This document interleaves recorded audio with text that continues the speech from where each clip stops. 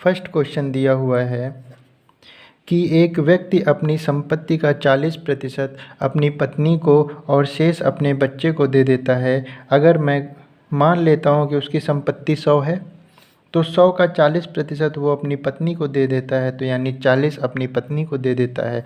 तो फिर बच्चों को बचा हुआ दे देता है, तो बचा 60, तो 60 बच्चों को दे देता है। फिर उन्होंने कहा बच्चे के पास पत्नी को दिए गए धन का कितना प्रतिशत है। मैं कह दूं अगर पत्नी को दिए गए धन का x% बराबर बच्चे का धन है, तो देखिए पत्नी को दिया गया था 40 का कितना प्रतिशत, हमने कह दिया कि x% किसके बराबर है, बच्चों को दिए गए धन के बराबर है, क्योंकि इन्होंने वही पूछा है कि बच्चे के पास पत्नी को दिए गए धन का कितना प्रतिशत है। तो पत्नी को दिए गए धन का x% बच्चे के पास है, बच्चे के पास धन है, तो एक जीरो से एक जीरो कट गया और 4 एकम 4 और 25 ज़ा 100, तो x/25 is equal to 6k। तो x बराबर 25 इंटू 6k, यानी कि x बराबर और 25 छंग कितना होता है 150, 25 6 ज़ा 150। तो यहाँ पर क्या होगा 150% है, यानी कि हमारा फर्स्ट ऑप्शन करेक्ट है। दूसरा क्वेश्चन दिया हुआ है कि A जो है वो 360 से 20% अधिक है, तो यानी कि A बराबर 360 से 20% अधिक, यानी 360 का 120% ना, 20% अधिक है तो 360 का 120%। 1 0 2 0 1 0 2 0, यानी A बराबर 36 इंटू 12, तो 36 इंटू 12 कर लीजिए, 36 दूना 72 और ये 36, 2 7 6 13 4, यानी A की वैल्यू कितनी है 432। और इन्होंने A ही पूछा है, इन्होंने कहा A का मान क्या है, तो A का मान 432 है। सेकंड ऑप्शन करेक्ट है। थर्ड क्वेश्चन दिया हुआ है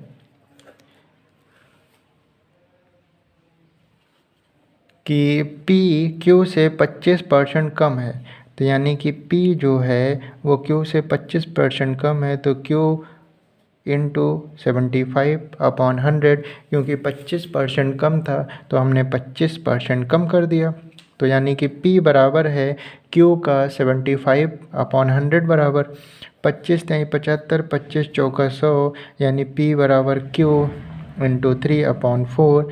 Q इधर आया तो P/Q बराबर 3/4 के, जिसमें P 3 है और Q क्या है 4 है।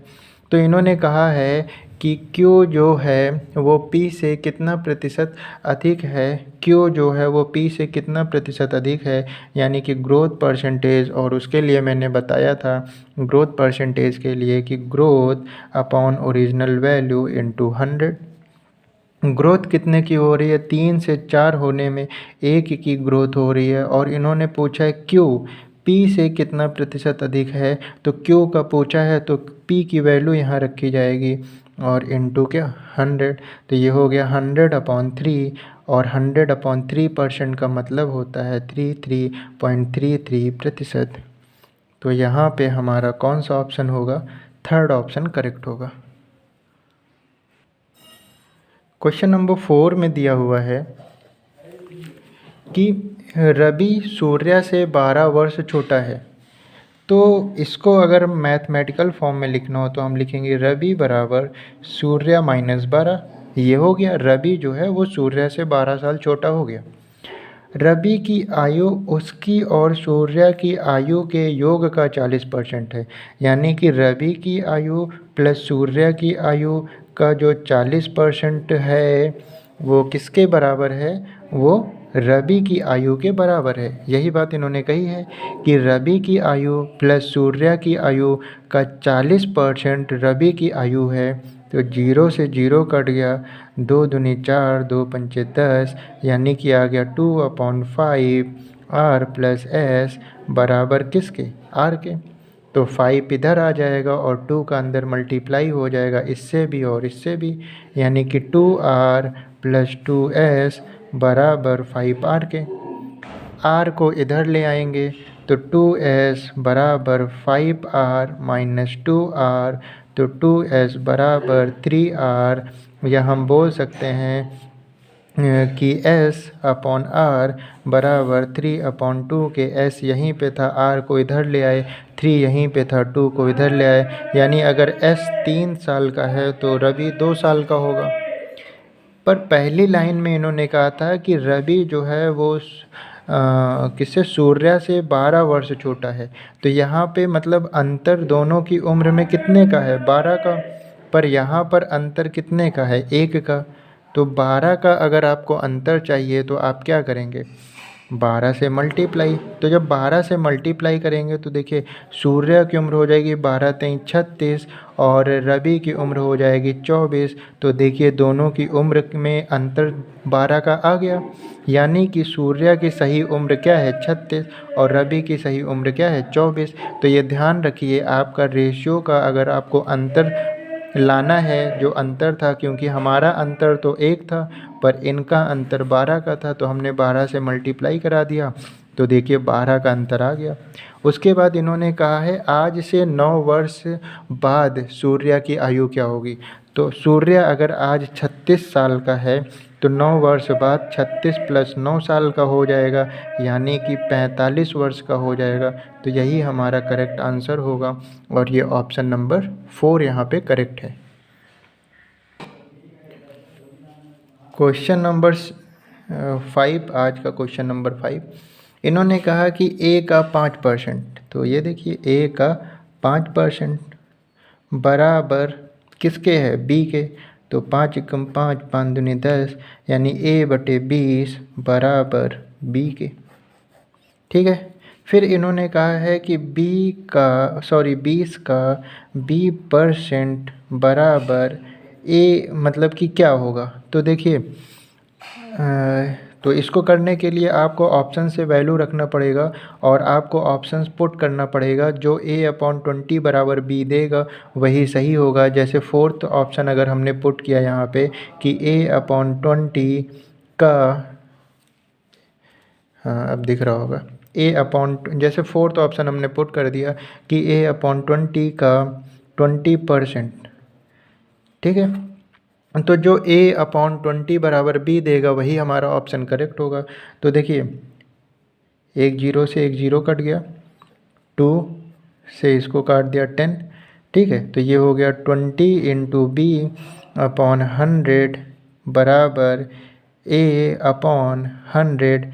100 से 100 कट गया और ये इधर आएगा तो B बराबर A/20। तो यहाँ पे भी हमारा A/20 बराबर B था और यहाँ पे भी फोर्थ ऑप्शन को रखने पर A/20 बराबर B दे दिया, तो 75 का फोर्थ करेक्ट होगा। और कोई ऑप्शंस की वैल्यू आप पुट करेंगे तो ये नहीं देगा, केवल एक ही ऑप्शन देगा फोर्थ वाला, तो इसलिए यहाँ पर फोर्थ ऑप्शन करेक्ट होगा। इस क्वेश्चन को हम लोग by option, putting the value from option से हम लोग इसको करेंगे कि ऑप्शन से वैल्यू को पुट करके इसका आंसर निकाल पाएंगे। तो ये था 5th क्वेश्चन आज का।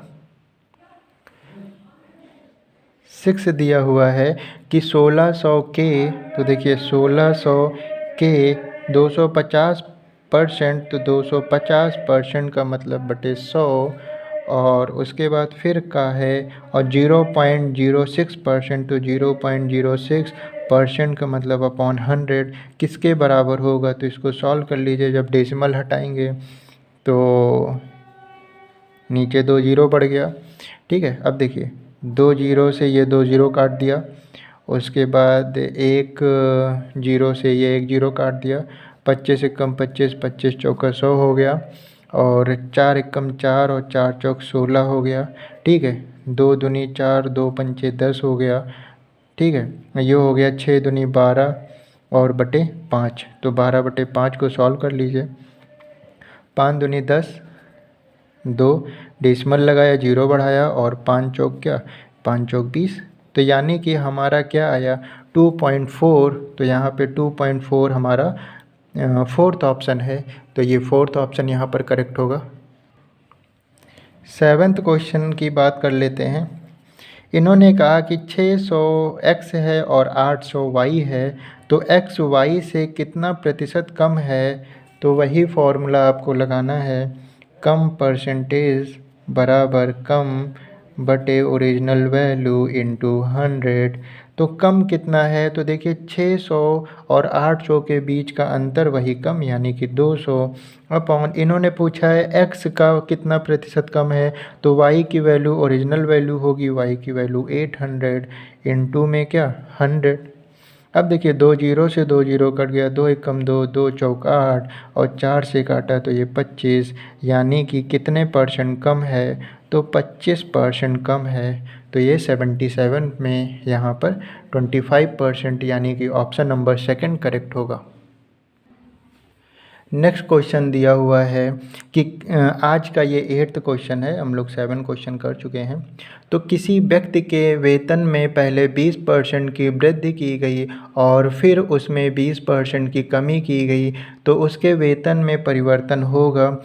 देखिए सुनने में लग रहा होगा कि पहले 20% बढ़ाया है फिर 20% घटाया है, तो ओवरऑल कोई इफ़ेक्ट नहीं पड़ा होगा, लेकिन ऐसा नहीं है। देखिए जब किसी चीज़ में पहले वस्तु के रेट को बढ़ाया गया हो फिर उसकी वैल्यू को कम किया गया हो, या दोनों बार घटा दिया गया हो या दोनों बार बढ़ा दिया गया हो, तो इसके लिए एक फ़ॉर्मूला बना है, बहुत इजी सा फॉर्मूला है और याद भी नहीं करना है। आप 2-3 सवाल लगा लीजिए, ये अपने आप याद हो जाएगा।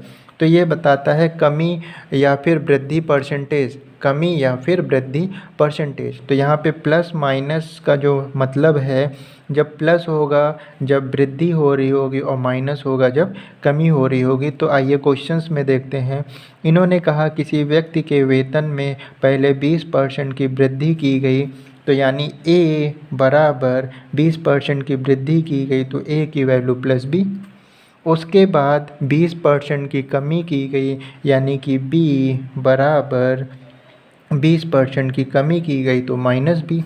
तो उन्होंने पूछा है वेतन में परिवर्तन कितना होगा, तो जो फॉर्मूला होता है plus minus a plus minus b plus minus a b upon 100, इसमें वैल्यू रख दीजिए। तो देखिए प्लस ए रखेंगे क्योंकि पहले 20% की वृद्धि हुई है तो प्लस का 20, उसके बाद फिर यहाँ पे माइनस साइन लेंगे क्योंकि 20% की कमी हुई है, और प्लस माइनस क्या होता है माइनस, तो यहाँ पे माइनस का साइन लगेगा। उसके बाद ए की वैल्यू 20 और बी की वैल्यू 20 अपॉन में क्या 100%। अब यहाँ पे साइन से मतलब नहीं रह गया क्योंकि हमने प्लस और माइनस का मल्टीप्लाई करा लिया और जो आया यहाँ लिख लिया।